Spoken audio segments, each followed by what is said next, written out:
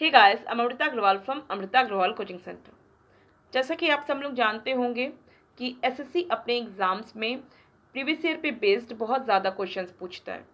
तो इसी बात को ध्यान में रखते हुए मैं एसएससी सीजीएल 2019 से लेकर के अभी तक जितने भी एग्ज़ाम्स हुए हैं उन सभी एग्ज़ाम्स में आए हुए मैथ से क्वेश्चंस को टॉपिक वाइज सॉल्व करवाती हूँ, जिसमें कि मैं हर एक टॉपिक का कंसेप्ट क्लियर करवा के उसमें लगने वाला शॉर्ट फार्मूला आपके सामने क्रिएट करके हर एक टाइप के क्वेश्चंस का सॉल्यूशन विद शॉर्ट फार्मूला देती हूँ, जिससे कि आपको हर एक टाइप के क्वेश्चन का कंसेप्ट भी अच्छे से समझ में आ जाए, उसमें लगने वाला शॉर्ट फार्मूला कैसे क्रिएट हुआ है वो भी अच्छे से समझ में आ जाए, जिससे कि वो शॉर्ट फार्मूला हमेशा के लिए आपके दिमाग में बैठ जाए।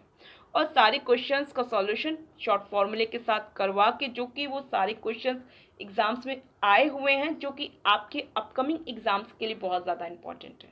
तो वो सारे क्वेश्चंस की प्रैक्टिस भी हो जाती है आपको। तो इसी प्रकार मैंने सारे क्वेश्चंस का सॉल्यूशन दिया है, और जब प्री के सारे क्वेश्चंस कंप्लीट हो जाते हैं तो मैं जस्ट उसके बाद मेंस में जितने भी क्वेश्चंस पूछे गए हैं 2019 से लेकर के अभी तक, वो सारे क्वेश्चंस का सॉल्यूशन पेपर वाइज सॉल्व करवाती हूँ, जिससे कि आपकी और ज़्यादा अच्छे लेवल के क्वेश्चंस की अच्छी प्रैक्टिस हो सके। तो इसी प्रकार मैं टॉपिक वाइज सारे क्वेश्चंस का सॉल्यूशन दे रही हूँ, जिसमें कि मैंने अलजेब्रा टॉपिक, ट्रिग्नोमेट्री टॉपिक पे हर एक क्वेश्चंस का सॉल्यूशन ऑलरेडी प्रोवाइड किया हुआ है। और इधर मैं ज्योमेट्री और मेंसुरेशन टॉपिक पे आए सभी क्वेश्चन सॉल्व करवा रही हूँ, जिसमें कि मैं सर्कल पे बेस्ड हर एक टाइप के क्वेश्चन का सॉल्यूशन विद बेसिक कंसेप्ट और शॉर्ट फॉर्मूला के साथ दिया हुआ है। और ट्रायंगल पे बेस्ड भी मैंने सीरीज़ बनाया है, जिसमें कि बेसिक कंसेप्ट के साथ सारे शॉर्ट फॉर्मूले क्रिएट करके हर एक क्वेश्चन का सॉल्यूशन आपको प्रोवाइड किया है। तो प्री में आए सभी क्वेश्चंस तो ऑलरेडी प्रोवाइड हो चुके हैं। अब मैं मेंस में जितने क्वेश्चंस पूछे गए हैं वो पेपर वाइज सॉल्व करवा रही हूँ, जिससे कि आप ये सारे शॉर्ट फॉर्मूले जो कि मैंने आपको ट्रायंगल की सीरीज़ में एक्सप्लेन किए हैं, वो सारे शॉर्ट फॉर्मूले के साथ अच्छे लेवल के क्वेश्चंस की प्रैक्टिस कर सकें। तो इसी प्रकार मैंने पिछला वीडियो जो दिया था वो 2022 का मेंस का पेपर का मैंने सारा क्वेश्चंस दिया था, जिसमें ट्रायंगल और सर्कल पे बेस्ड क्वेश्चंस थे। और अब मैं 8 अगस्त में जो पेपर हुआ है, 8 अगस्त 2022, जो कि 2021 के मेंस का पेपर है, उस पेपर का सॉल्यूशन दे रही हूँ, जिसमें कि सर्कल और ट्रायंगल पे बेस्ड जितने भी क्वेश्चंस पूछे गए हैं वहाँ पे, वो सारे क्वेश्चंस आपको विद सॉल्यूशन दे रही हूँ। तो मैं उम्मीद कर रही हूँ कि ये सारे क्वेश्चन के सॉल्यूशन आपको अच्छे से समझ में आएंगे, और ये सारे क्वेश्चंस आपके अपकमिंग एग्ज़ाम के लिए बहुत ज़्यादा इम्पॉर्टेंट है। और आपको मैं बता दूं कि मैं आपको आई बटन पर और डिस्क्रिप्शन बॉक्स में जितने भी इम्पॉर्टेंट वीडियोस हैं इससे आज के बनाए सारे क्वेश्चन से रिलेटेड वो वीडियोस की लिंक दे दूंगी, और साथ में ट्रायंगल के सीरीज़ जिसमें कि मैंने बेसिक कंसेप्ट के साथ शॉर्ट फार्मूला क्रिएट करके आपको दिया है, उस ट्रायंगल के सीरीज़ का लिंक भी प्रोवाइड कर दूंगी। तो आप एक बार चैनल पर जाके विजिट करिए और प्लेलिस्ट में भी देखिए, आपके इम्पॉर्टेंट सारे क्वेश्चंस आपको प्रोवाइड हो जाएंगे, मीन्स मिल जाएंगे। तो अब क्वेश्चन आज का स्टार्ट करते हैं। क्वेश्चन है ABC is an isosceles right angle triangle. Angle ABC equal to 90 degree and AB equal to 12 centimeter. What is the ratio of the radius of the circle inscribed in it to the radius of the circle circumscribing triangle ABC?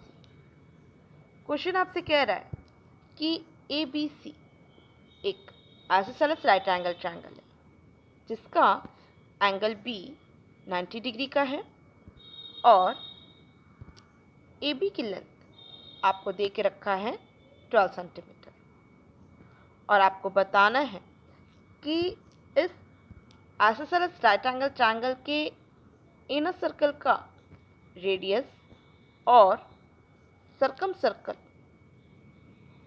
का radius का ratio क्या हो। तो जैसा कि आप सब लोग जानते होंगे कि किसी भी ट्रायंगल के इनर सर्कल की रेडियस को स्मॉल आर से डिनोट करते हैं और सर्कम सर्कल के रेडियस को कैपिटल आर से डिनोट करते हैं, और मुझे इन दोनों का रेशियो बताना है क्या होगा।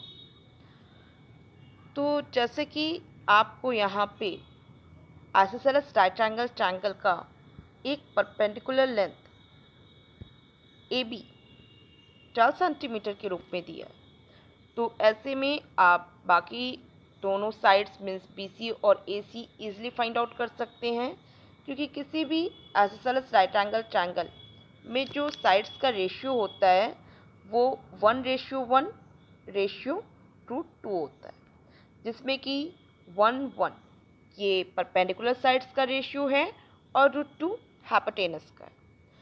तो जिसमें कि आपको एक परपेंडिकुलर साइड 12 दे दिया, तो ऐसे में दूसरा परपेंडिकुलर साइड भी 12 होगा और हाइपोटेनस आपको मिल जाएगा 12√2।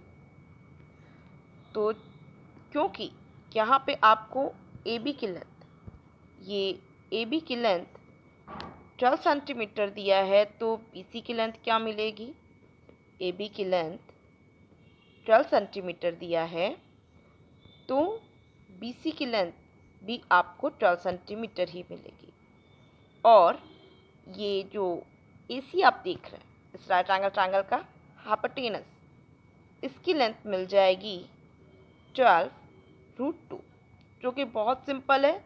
जस्ट ओरल आप क्वेश्चन देख करके सेकेंड्स में बता सकते रहे कि जब आइसोसेलेस राइट एंगल ट्रायंगल है जिसका एक परपेंडिकुलर साइड AB 12 सेंटीमीटर है, तो जाहिर सी बात है दूसरा परपेंडिकुलर साइड 12 सेंटीमीटर ही होगा और हाइपोटेनस आपको 12√2 मिलेगा। क्लियर है? अब ट्रायंगल के मुझे 3 साइड्स क्लियर हैं, तो अब मैं इस आइसोसेलेस राइट एंगल ट्रायंगल के इनर सर्कल का रेडियस और सर्कम सर्कल का रेडियस ईजिली फाइंड आउट कर सकती हूँ। तो जैसा कि आप सबको पता होना चाहिए कि किसी भी राइट एंगल ट्रायंगल के इनर सर्कल का रेडियस का जो फॉर्मूला होता है वो होता है परपेंडिकुलर साइड्स का addition AB plus BC minus hypotenuse means AC। दो परपेंडिकुलर साइड का एडिशन करिए, माइनस कर दीजिए हाइपोटेनस से और डिवाइड कर दीजिए 2 से, तो आपको किसी भी टाइप के राइट एंगल ट्रायंगल के इनर सर्कल का रेडियस पता चल जाएगा कि क्या होगा। अब इसी प्रकार आपको अगर किसी भी राइट एंगल ट्रायंगल के सर्कम सर्कल का रेडियस इसे फाइंड आउट करना हो, तो इसके लिए क्या फॉर्मूला अप्लाई होगा? इसके लिए फॉर्मूला अप्लाई होता है राइट एंगल ट्रायंगल का हाइपोटेनस अपॉन 2, क्योंकि हाइपोटेनस का काम कर रहा है ये AC, राइट एंगल ट्रायंगल का हाइपोटेनस AC, और AC अपॉन 2 कर देंगे, तो AC अपॉन 2 ये इसके राइट एंगल ट्रायंगल के सर्कम सर्कल के रेडियस के लिए फॉर्मूला अप्लाई हुआ, जो कि किसी भी टाइप के राइट एंगल ट्रायंगल के लिए एप्लीकेबल है। अब मैं फॉर्मूले में वैल्यू को पुट करके फाइनल वैल्यू फाइंड आउट कर लेती हूँ। AB की लेंथ आपको 12 सेंटीमीटर दिया है, BC की लेंथ 12 सेंटीमीटर और AC की लेंथ 12√2 सेंटीमीटर, तो 12 + 12 24 हो गया।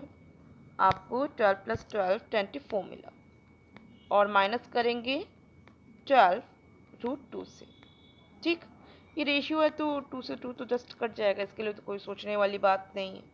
अब AC की लेंथ मैं यहाँ पुट कर रही हूँ, AC की लेंथ आपको 12√2 मिलेगी। अब जस्ट आप देख के ये जान रहे हैं कि ये 12 से कट रहा है। जब 12 से कट रहा है तो मैं क्या करूँ, मैं यहाँ से 12 से काटूँगी, 12 2 ज़ा 24 आएगा, 12 1 ज़ा 12 होगा, यहाँ 12 1 ज़ा 12 होगा। फाइनल मुझे क्या मिलेगा? रेशियो मिल जाएगा 2 माइनस √2 रेशियो √2, जो कि आपको यहाँ थर्ड ऑप्शन में शो कर रहा है। बहुत ही सिंपल है, मतलब ईजिली वैल्यू फाइंड आउट हो गई। अब रही बात ये फॉर्मूले की, जो कि राइट एंगल ट्रायंगल के इनर सर्कल के रेडियस के लिए फॉर्मूला है और किसी भी राइट एंगल ट्रायंगल के सर्कम सर्कल के रेडियस के लिए फॉर्मूला है, जो कि ऑलरेडी मैंने आपको ट्रायंगल के सीरीज़ में जनरेट करके एक्सप्लेन किया हुआ है। और अभी मैं इसे एक्सप्लेन करने जाऊंगी तो बहुत लेंथी भी हो जाएगा, मतलब बहुत टाइम कंज्यूमिंग हो जाएगा, और आपको ये शॉर्ट फॉर्मूला लर्न रहना चाहिए, तो आप इसे लर्न कर लीजिए।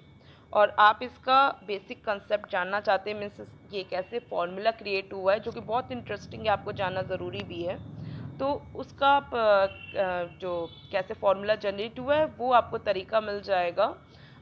आई बटन पे मैं आपको इसके वीडियो का लिंक दे दूँगी, और वैसे आप चाहें तो ट्रायंगल की सीरीज़ में जाकर के देखिए, आपको जस्ट हर एक टाइप के क्वेश्चंस जो कि ट्रायंगल में बनते हैं, वो हर एक टाइप के क्वेश्चंस के लिए मैंने बेसिक कंसेप्ट के साथ पूरे शॉर्ट फॉर्मूले क्रिएट करके दिए हुए हैं, जो कि आपके लिए बहुत ज़्यादा इम्पोर्टेंट है।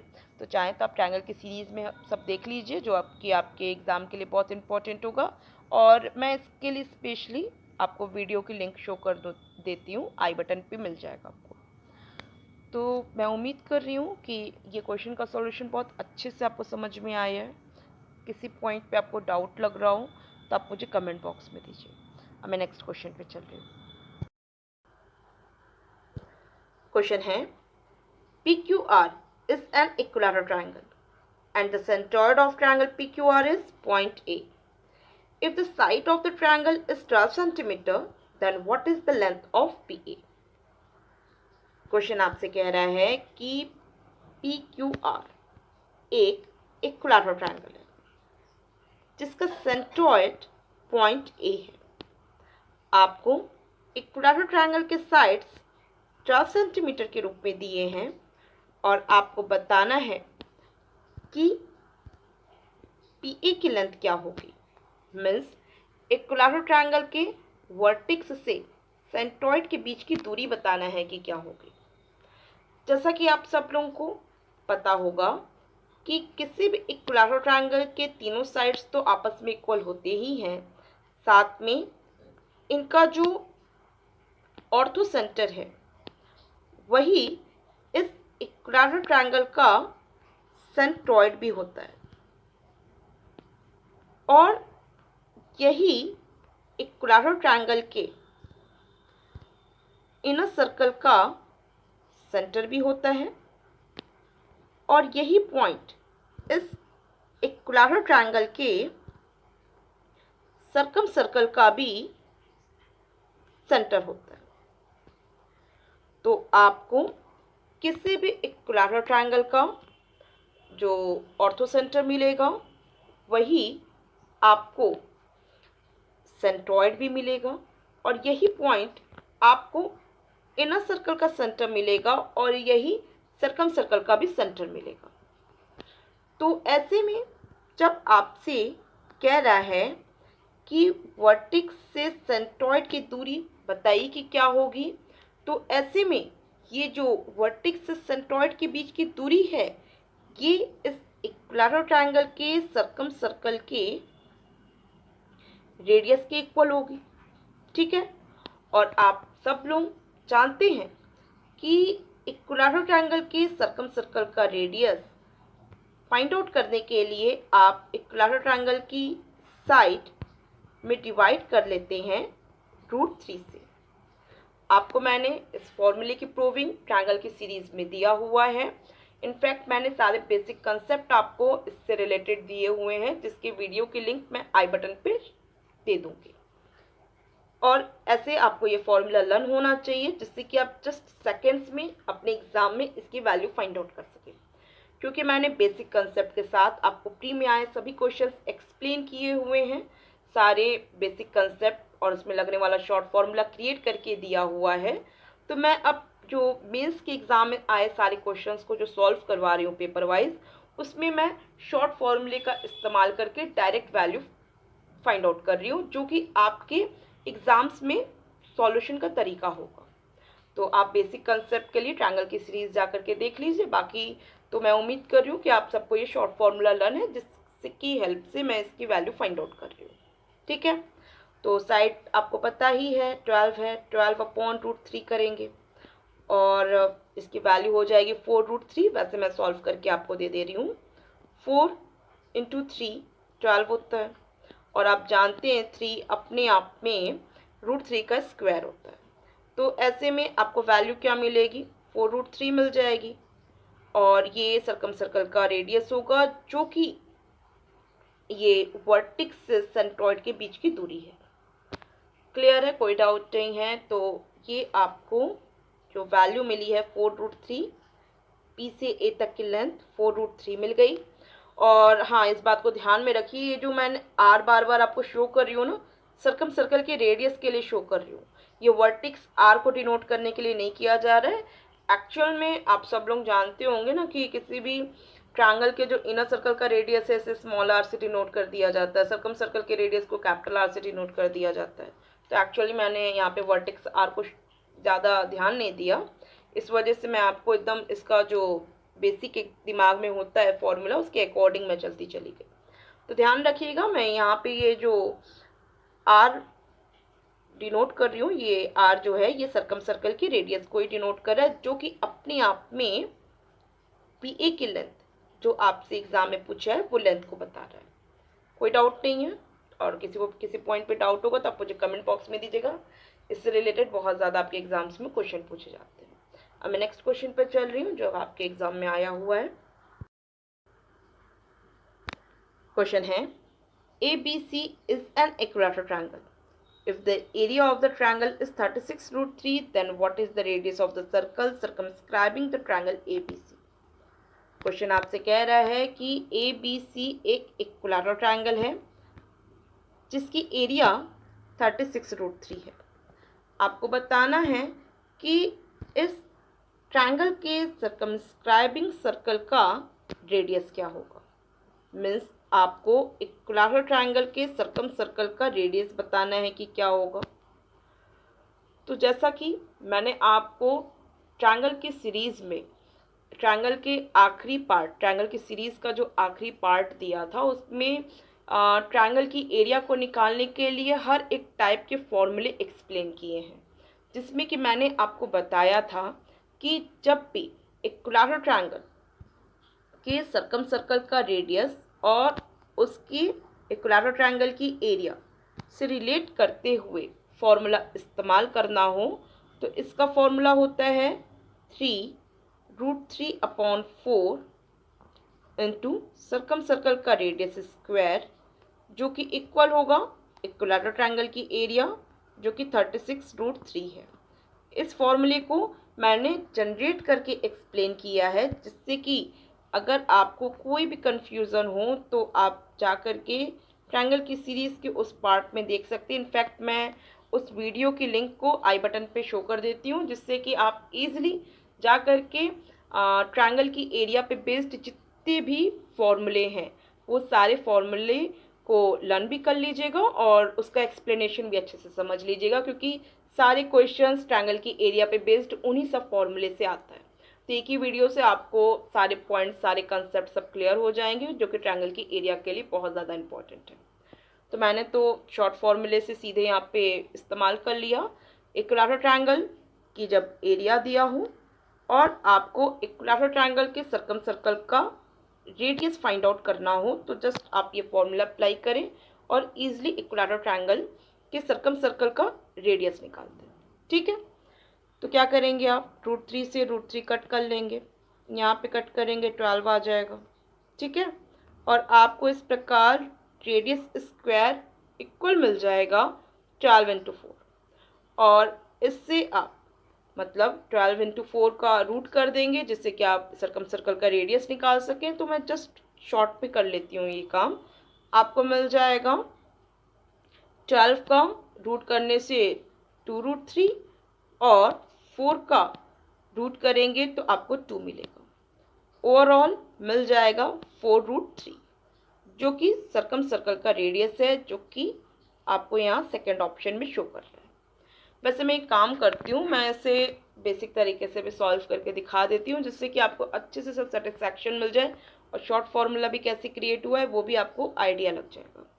देखिए, आप सब लोग जान रहे हैं कि किसी भी इक्विलैटरल ट्रायंगल की एरिया के लिए जो फॉर्मूला अप्लाई होता है वो क्या होता है, √3/4 साइड स्क्वायर होता है। ठीक है, और जो एरिया आपको दिया है क्या दिया है, 36√3 दिया है। ठीक है, और आप इसे सॉल्व करेंगे तो आपको साइड स्क्वायर क्या मिल जाएगा, 36 × 4, जिससे कि साइड की वैल्यू क्या हो जाएगी, 36 का रूट एंड 4 का रूट। तो आपको साइड क्या मिल जाएगा, 6 × 2, जो कि 12 के इक्वल होगा। और जब आपको साइड 12 के इक्वल मिला, ठीक, इक्विलैटरल ट्रायंगल का ये जो साइड आप देख रहे हैं ये साइड जब आपको 12 के इक्वल मिला तो आपको पता है सर्कम सर्कल के रेडियस के लिए आप क्या करते हैं, साइड अपॉन √3 करते हैं, सभी को जो पता है ये फॉर्मूला।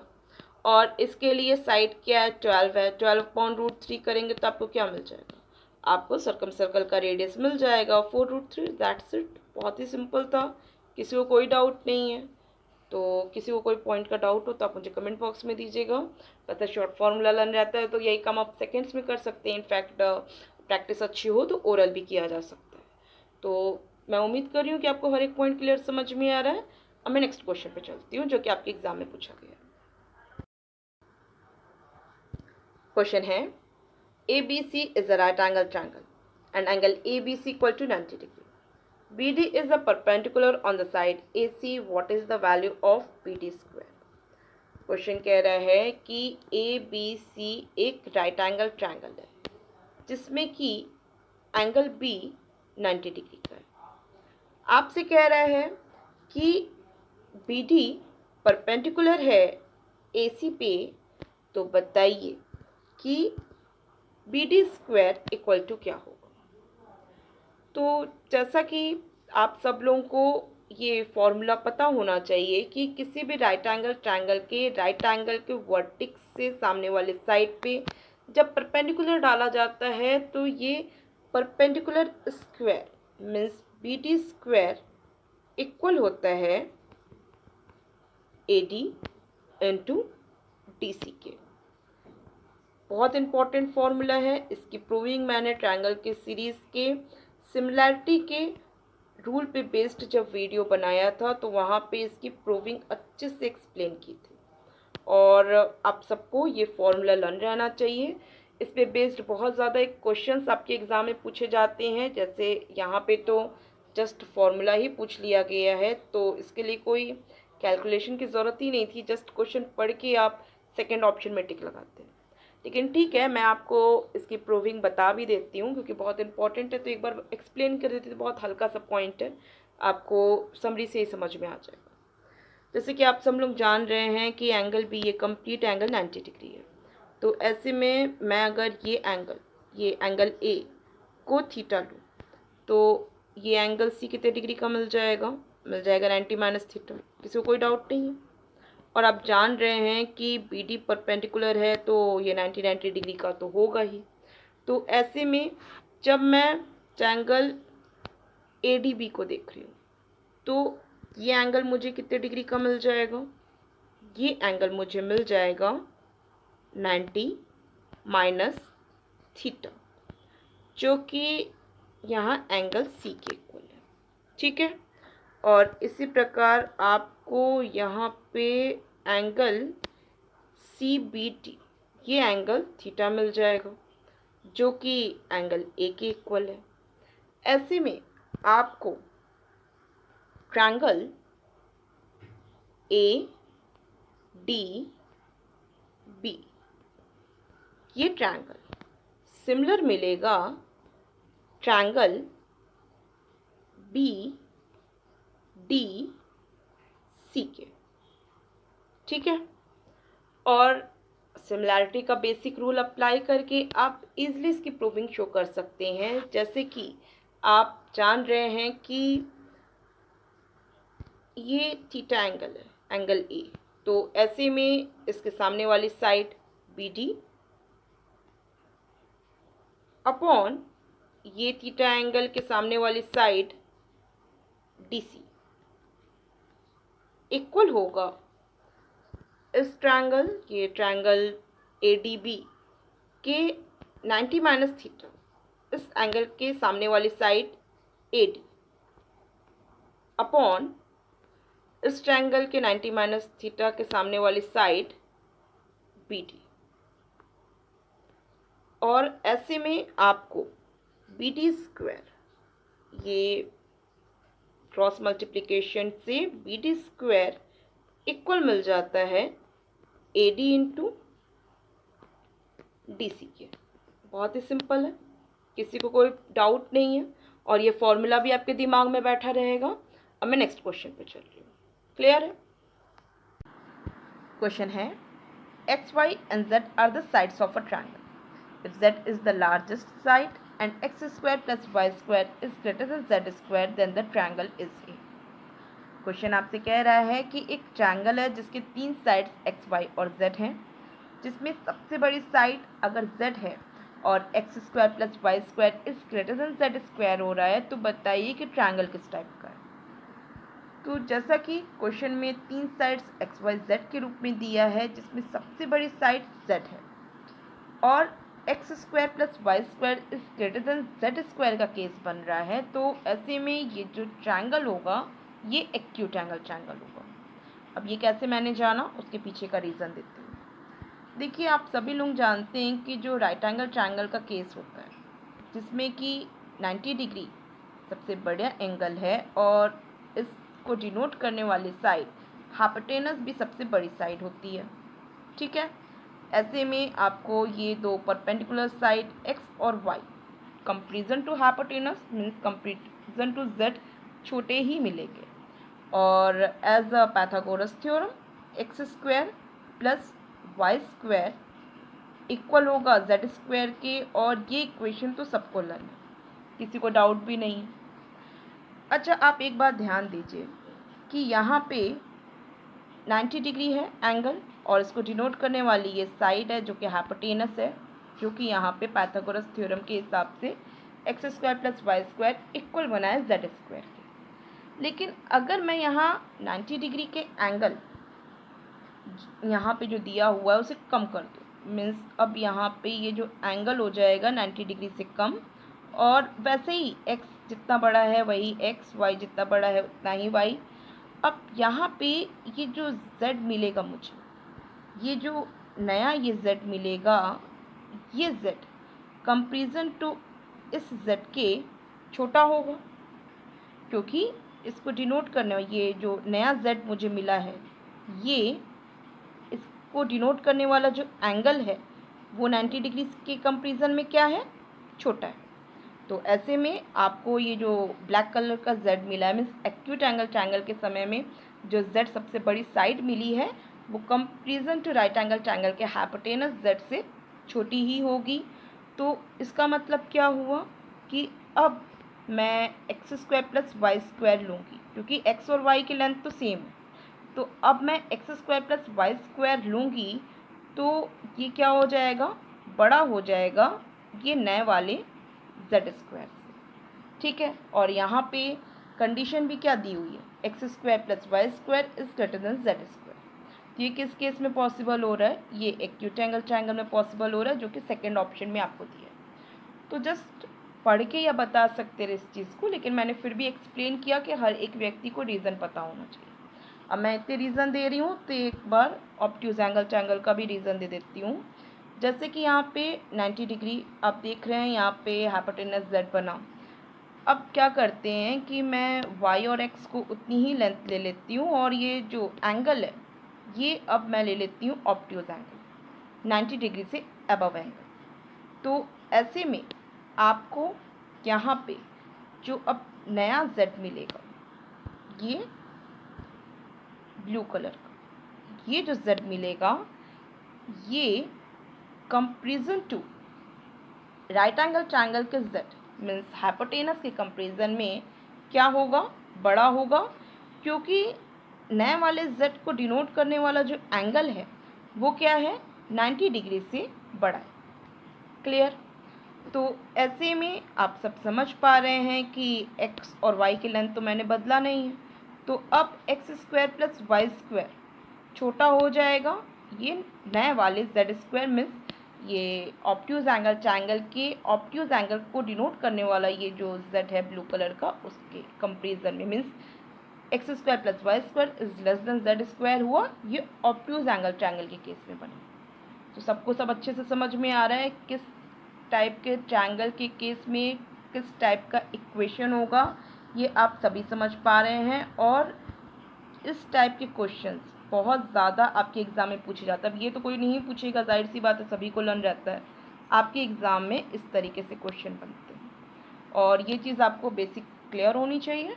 और मैं उम्मीद कर रही हूँ कि अब आपके एग्ज़ाम में इस पे बेस्ड क्वेश्चन जब भी बने तो जस्ट क्वेश्चन पढ़ के या बता पाएंगे कि इसका सही आंसर क्या होगा। जैसे कि यहाँ आपके क्वेश्चन के केस में जो सही आंसर बन रहा है वो second option acute angle triangle होगा, ठीक है। अब मैं नेक्स्ट क्वेश्चन पे चल रही हूँ, कोई डाउट होगा तो आप मुझे कमेंट बॉक्स में दीजिएगा। क्वेश्चन है ABC and PQR are two triangles where AB equal to PQ equal to 6 cm, BC equal to QR equal to 10 cm and AC equal to PR equal to 8 cm. If angle ABC equal to x degree, then what is the value of angle PRQ? Question आपसे कह रहा है कि ABC और PQR ये दो triangles हैं जिसमें कि AB की साइड PQ के इक्वल है जो कि 6 सेंटीमीटर की है, BC की साइड QR के इक्वल है जो कि 10 सेंटीमीटर का है और AC की साइड PR के इक्वल है जो कि 8 सेंटीमीटर का है। और यदि एंगल ABC x डिग्री का हो तो बताइए कि एंगल PRQ ये कितने डिग्री का हो। बहुत ही सिंपल क्वेश्चन है। जब आपने स्टेटमेंट पे देखा कि AB PQ के इक्वल है, BC QR के इक्वल है और AC PR के इक्वल है, जस्ट इस स्टेटमेंट के आधार पे ही आप ये बात समझ गए कि ये जो दोनों ट्रायंगल है ABC और PQR ये दोनों ही ट्रायंगल कॉन्ग्रुएंट होंगे साइड से। और जैसा कि इनके साइड्स 6, 10 और 8 दिया है तो ऐसे में आपको इनके साइड्स का रेशियो क्या मिला? साइड्स का रेशियो मिला 3, 4, 5 जो कि राइट एंगल ट्रायंगल के केस में ही होगा। तो ऐसे में आपको ये बात समझ में आ गई कि BC हाइपोटेनस होगा, QR भी हाइपोटेनस होगा और ऐसे में आपको ये जो एंगल B x डिग्री का दिया है ये एंगल Q के इक्वल होगा। अब आपको बताना है एंगल PRQ मीन्स ये एंगल R बताना है कितने डिग्री का होगा। तो क्योंकि आपको एंगल B ये दिया है x डिग्री का जो कि एंगल Q के इक्वल है तो आपको एंगल PRQ ये एंगल मिल जाएगा 90 माइनस एक्स, जस्ट ओरल किया जा सकता है और ये 90 माइनस एक्स आपको थर्ड ऑप्शन में दिया है जो कि करेक्ट ऑप्शन है। क्लियर है? नेक्स्ट क्वेश्चन पे चल रहे हैं। क्वेश्चन है AB is the chord of a circle such that AB equal to 10 centimeter. If the diameter of the circle is 20 centimeter, then the angle subtended by the chord at the center is.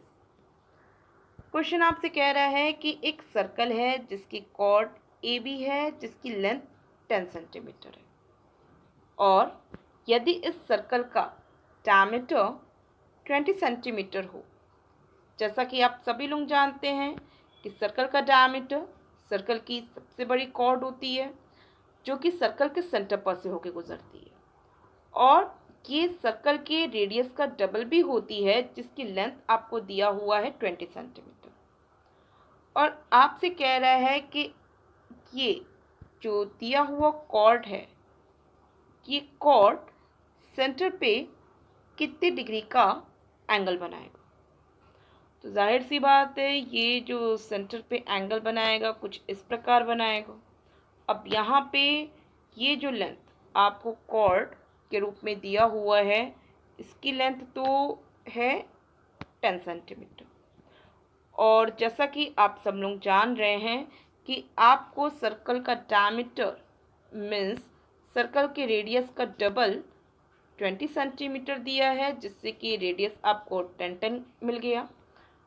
और आप लोग ये बात भी जान रहे हैं कि जब मैं पॉइंट A से यहाँ पे सेंटर पे लाइन सेगमेंट खींचूंगी तो ये रेडियस ही होगा जिसकी लेंथ 10 सेंटीमीटर की होगी और इसी प्रकार पॉइंट B से मैं सेंटर पे लाइन सेगमेंट खींचूंगी वो भी इस सर्कल का रेडियस होगा जिसकी लेंथ भी 10 सेंटीमीटर को ही होगी। तो जब आपको यहाँ पे AB 10 सेंटीमीटर का कॉर्ड के रूप में दिया और AO और BO ये दोनों रेडियस भी 10 सेंटीमीटर के मिले तो इस प्रकार आपको ये तीनों साइड्स इक्वल मिला। तो ये तो इक्विलैटरल ट्रायंगल के केस में होता है। तो ऐसे में आपको ये तीनों एंगल्स ट्रायंगल के ये तीनों ही एंगल्स इक्वल मिलेंगे जो कि 60 डिग्री के होंगे। तो इसका मतलब क्या हुआ कि ये सेंटर में जो आपको एंगल मिल रहा है ये कितने डिग्री का हुआ, ये 60 डिग्री का हुआ, जो कि बहुत ही सिंपल क्वेश्चन। जस्ट क्वेश्चन पढ़ के आप इसकी वैल्यू फाइंड आउट कर सकते रहे, लेकिन मैंने फिर भी हमेशा की तरह इसका एक्सप्लेनेशन दे करके कंप्लीट किया। लेकिन आप सब एग्ज़ाम टाइम में जस्ट क्वेश्चन पढ़ के मैं उम्मीद कर रही हूँ कि इसका वैल्यू बता देंगे, जो कि 60 डिग्री होगा। अब सारे क्वेश्चंस कंप्लीट हो गए हैं, देख रहे हैं कितने सिंपल सारे क्वेश्चंस एग्ज़ाम में पूछे गए हैं, जो कि मेंस के एग्ज़ाम में पूछे जा रहे हैं। तो ठीक है, मेंस के लिए भी इम्पॉर्टेंट है, लेकिन प्री के लिए भी इम्पॉर्टेंट है। ऐसे क्वेश्चंस प्री के एग्ज़ाम में भी पूछे जाते हैं। तो आप किसी भी टाइप का एसएससी का, इनफैक्ट कोई भी एग्ज़ाम हो, आप ये सारे क्वेश्चंस इंपॉर्टेंट मान के चलिए। आपको वीडियो को समझने में कोई दिक्कत हुई हो तो आप मुझे कमेंट बॉक्स में दीजिएगा। वैसे मैंने बेसिक कंसेप्ट आपको ट्रायंगल के सीरीज़ में ऑलरेडी एक्सप्लेन किया हुआ है, तो अगर कोई बिगनर है जिसको बेसिक कंसेप्ट में कुछ दिक्कत है, तो आप ज़रूर से एक बार ट्रायंगल के प्लेलिस्ट में जाकर के चेक कीजिए। आपको हर एक पार्ट में एक टाइप के सारे questions with detail concept with short formula, आपको सारे क्वेश्चंस का सॉल्यूशन मिल जाएगा, जो आपके लिए बहुत ज़्यादा इंपॉर्टेंट होगा। तो थैंक यू।